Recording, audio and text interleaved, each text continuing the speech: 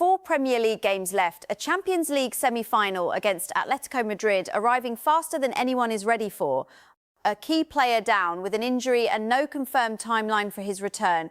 And somewhere in Madrid, Antoine Griezmann is already sharpening his motivation because he has been waiting 13 years for exactly this moment. This is not a comfortable position. This is not a team cruising toward glory. This is Arsenal right now, today, standing at the edge of something historic, with everything that could go wrong, threatening to go wrong at the exact same time. Eberechi Eze scored inside 15 minutes against Newcastle United yesterday. 1-0, that was enough. The back four held, the points came home. But anyone who watched that game knows Arsenal left moments on the table that could have made the day far easier than it was. Declan Rice has already said it clearly. After losing to Manchester City, the squad knows they must win every single remaining game. Not most of them, all of them.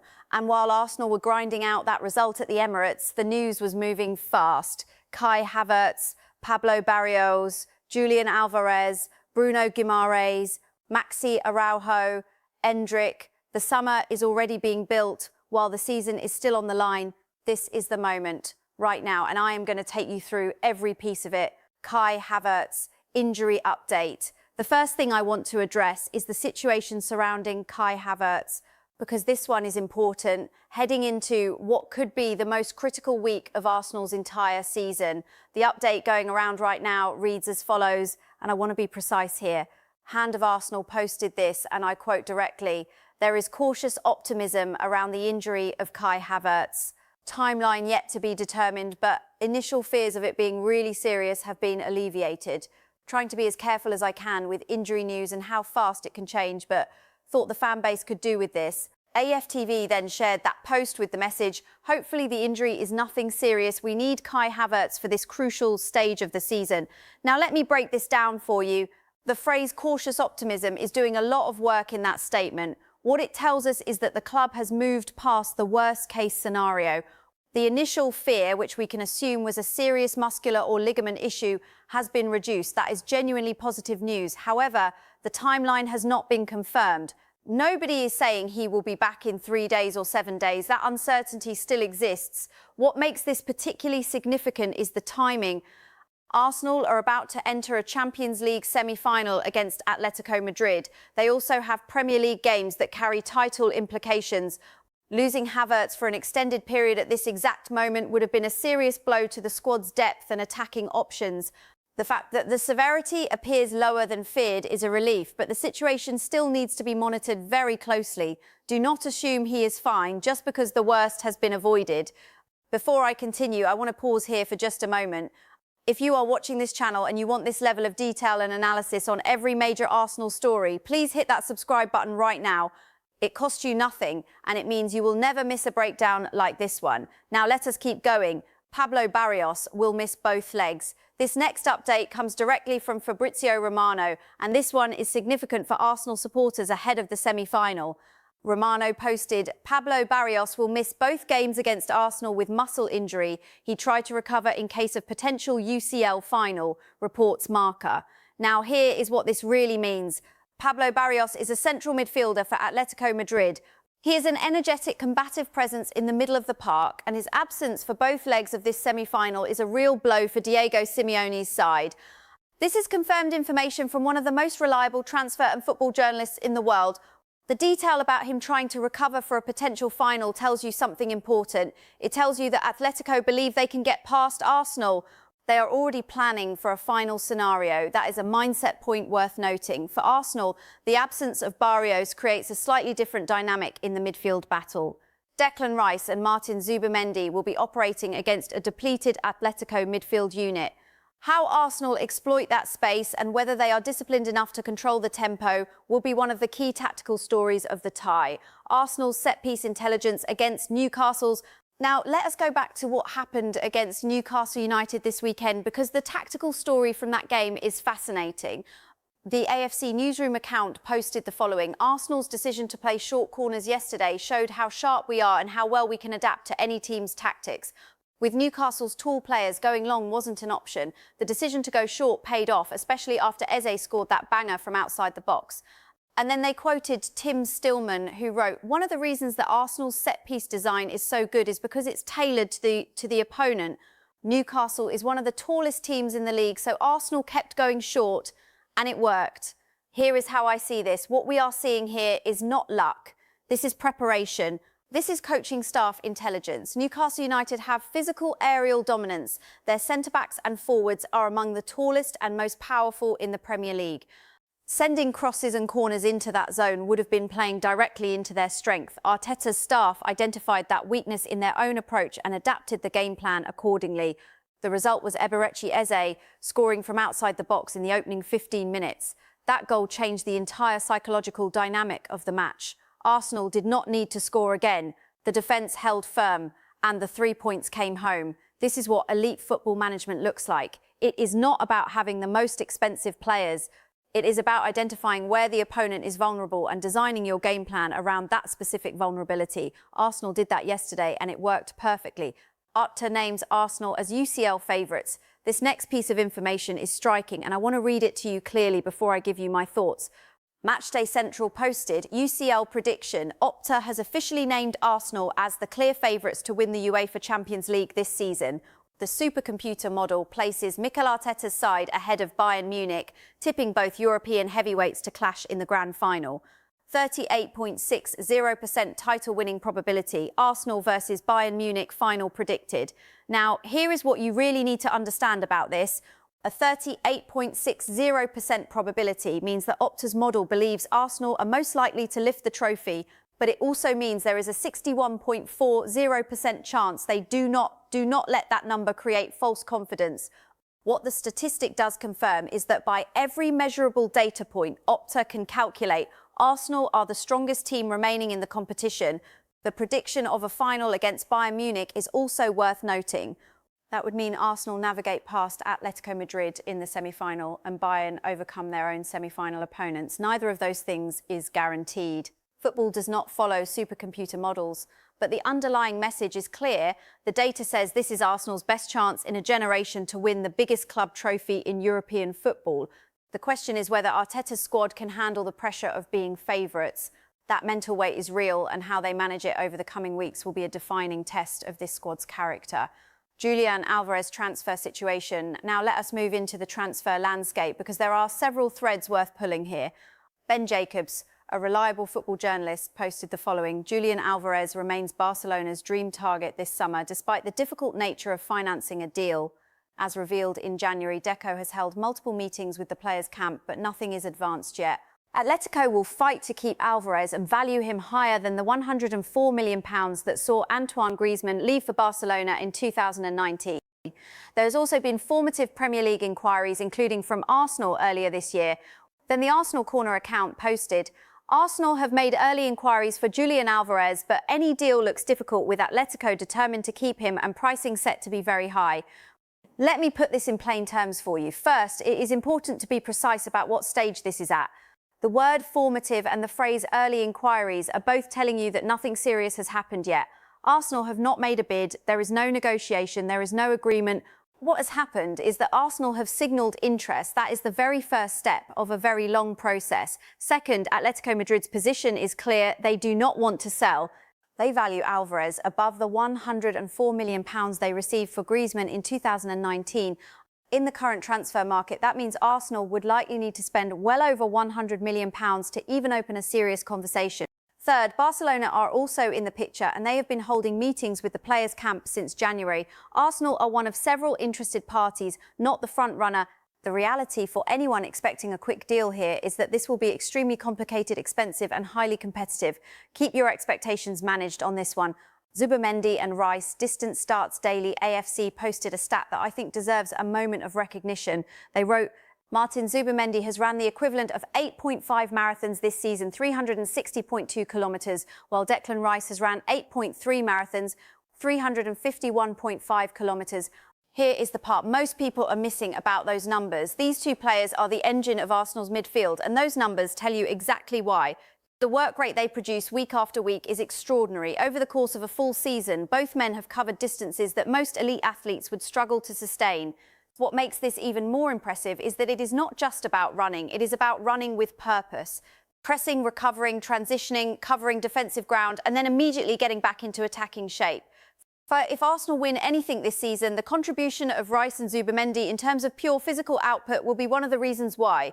Declan Rice speaks on the title race. Declan Rice gave a statement after the Newcastle win that I want to walk through carefully because it tells us a great deal about the mentality inside that dressing room. The Arsenal news channel posted Rice's words as follows. That's what it's been all season, and that's what we want it to be towards the end of the season. Staying top, staying positive.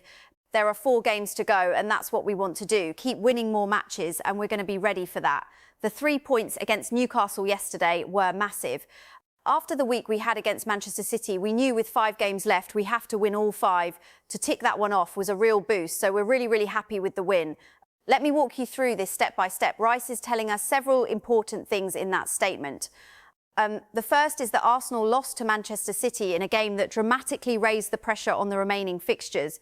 That loss meant they felt they had to win every remaining game to stay in the title race. That is an enormous psychological burden for a squad that is also navigating a Champions League semi-final. The second thing Rice is telling us is that the Newcastle win was not just 3 points. It was proof that the squad can handle that pressure. When everything is on the line, they delivered. That kind of performance under pressure builds belief. The third thing worth noting is the phrase 4 games to go. That means there are 4 Premier League fixtures remaining in this season. Every single one of them matters. There is no room for drop points. Rice understands that, and his message to supporters and teammates is that the squad is ready to fight to the very end. Arsenal monitoring Endrick. 2 separate sources reported on Arsenal's interest in Endrick, the young Brazilian striker currently on loan at Lyon from Real Madrid. Goal posted, Arsenal keeping an eye on Endrick's situation as Gunners monitor Real Madrid outcast during Lyon loan spell. And Transfer News Live posted, Arsenal are monitoring Endrick's situation currently on loan at Lyon. A summer move for the 19-year-old striker is possible if he is deemed surplus to requirements at Real Madrid. Here is my take on what is really going on here. This is monitoring, not pursuing. There is a difference between a club actively pursuing a player and a club watching from a distance to see how a situation develops. Arsenal are firmly in the second category here. They are not in talks. They have not made contact. They are observing. What makes Endrick interesting is his age. He is 19 years old. He is at Real Madrid, one of the biggest clubs in the world. The fact that he is currently on loan at Lyon suggests Real Madrid are not yet certain about his immediate role in their first team. If that assessment does not change, a loan or permanent exit becomes possible in the summer. For Arsenal, this could be a long-term investment decision rather than an immediate first-team signing. Keep that context in mind when you see these reports circulating. Bruno Guimaraes, rumour. Liquid Guna posted, Arsenal are preparing for another active summer window with a strong focus on strengthening their midfield. Mikel Arteta is reportedly pushing the club to sign Bruno Guimaraes, viewing him as a key upgrade. The Newcastle United star remains central to his club, but lack of Champions League football could influence his future. Ambitious move if it happens, but realistically, prying Guimaraes away won't be easy. Let me give you my honest take on this one. Liquid Guna is a fan-based outlet, not an established transfer journalist. That does not automatically mean the information is wrong, but it does mean you should treat this as a rumour rather than a confirmed report. There is no major journalist attached to this story, and Newcastle have given no indication they would consider selling one of their most important players. The point about Champions League football is the most credible element of this report. If Newcastle fail to qualify for the Champions League next season and Arsenal are competing in it, that disparity could influence Guimaraes' thinking. However, that is speculative logic, not confirmed information. File this one under something to watch, not something to expect. Maxi Araujo and the left-back position. Transfer News Live posted, Arsenal have opened talks with Sporting's Maxi Araujo. They are firmly in the market for a new left-back in the summer. Mikel Arteta believes Miles Lewis-Skelly's future doesn't lie in defence, and Ricardo Calafiori and Piero Hincapié are square pegs in round holes at fullback, source record PT. This one is interesting and more credible in terms of identifying a clear club need. The position of left-back has been an ongoing challenge for Arsenal. The report identifies 3 current players, Lewis-Skelly, Calafiori and Hincapié, none of whom are seen as natural long-term solutions at left-back. The fact that Arteta is reportedly looking externally confirms what many analysts have observed. The position needs a genuine specialist. Maxi Araujo plays for Sporting in Portugal, which means he would be moving from a high-level European league. The source listed is Record PT, which is a Portuguese publication, and this type of story from a local publication about a local player tends to carry reasonable credibility.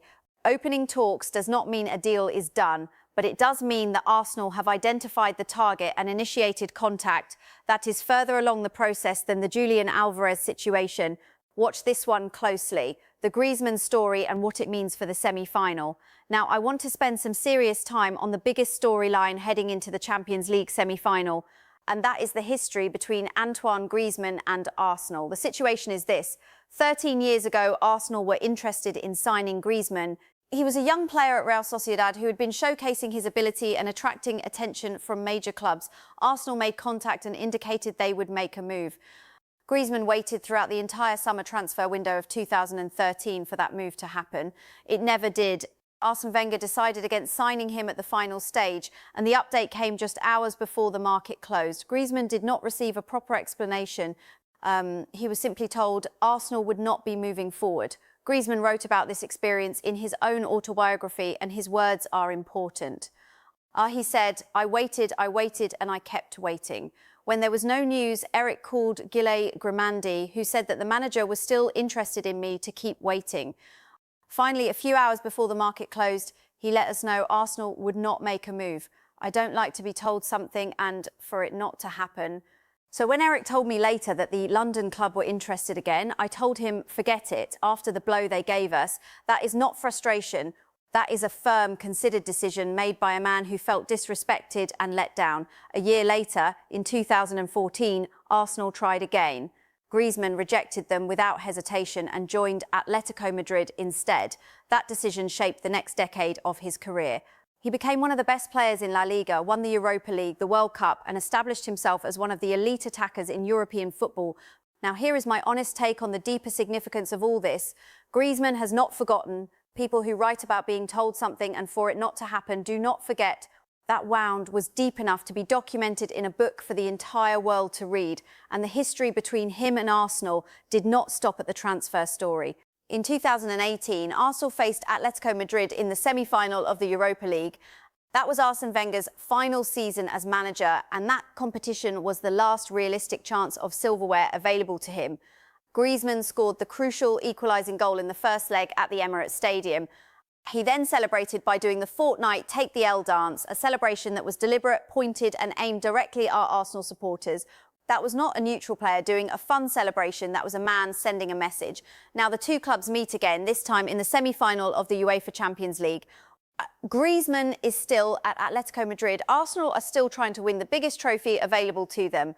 The emotional current running underneath this tie is real, and it would be naive to ignore it. A motivated Griezmann, fuelled by old grievances, is a more dangerous Griezmann.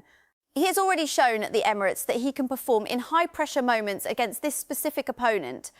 Arsenal's defensive structure and tactical discipline will need to account not just for his technical ability, but for the fact that he will carry extra motivation into both legs of this tie. 3 things learned from the Newcastle win. Now let me walk through the key analytical lessons from the 1-0 victory over Newcastle United. The first lesson is about Arsenal's defence. Gabriel and Saliba were outstanding at the heart of the back four. Piero Hincapié continued what has been a genuine rise in his performances for the club, and Ben White also contributed. This was not a comfortable, open game. It was a tight, pressured afternoon where Arsenal had to grind, and the back four did not break. Here is how I see this. If Arsenal lift a trophy at the end of this season, whether it is the Premier League title or the Champions League, the defence will be the foundation of that achievement. The goals conceded this season have been minimal in big games, and the ability to hold a 1-0 lead under pressure is one of the most valuable qualities a team can have. The second lesson is about Bukayo Saka. He came on as a substitute, and in his brief time on the field, he immediately showed his quality and his impact. Let me put this in plain terms for you. When Saka is fit and available, he must start every single match. There is no discussion to be had. Arteta cannot afford to rotate or rest him in these final weeks. Saka is the difference maker, and any game plan that does not have him at its centre is a weaker one. The third lesson is about wasted opportunities on the counter-attack. There was a specific moment in the game where Victor Gyökeres found himself in space on a counter-attack with Arsenal having 4 players available ahead of him. Instead of finding a teammate in a goal-scoring position, the move broke down, the ball was lost, Newcastle were able to recover. Here is the part most people are missing about this. Manchester City, the team Arsenal are competing with for the Premier League title, do not waste those moments. When City break, they finish the move. When Arsenal break, too often the execution lets them down. In a season this tight, where every goal could be the goal that decides the title, this kind of wastefulness is genuinely dangerous. The 3 points came home, but the manner in which they came home showed that there are still areas of this squad's game that need sharpening immediately. Let me bring everything together for you now. Arsenal are in one of the most exciting and tense positions the club has been in for many years. They are competing for the Premier League title with 4 games remaining. They are about to enter a Champions League semi-final against a motivated Atletico Madrid side, led by a player who has personal reasons to want to hurt them. They are managing injuries to key players at the worst possible time, and they are doing all of this while planning for a summer transfer window that could reshape the squad significantly. The evidence across everything we have discussed today points to a club that is serious, ambitious and deeply focused. The tactical intelligence shown against Newcastle, the physical output of Rice and Zubimendi, the solidity of the back four and the leadership voice of key players all point in the right direction. But the margins are razor thin. One injury at the wrong moment, one wasted counter-attack in a tight game, one lapse in concentration against a Griezmann who carries years of personal motivation into this semi-final, and everything changes. This is the most important period in Arsenal's recent history. Every decision matters, every performance matters, and every moment of quality or sloppiness will have consequences.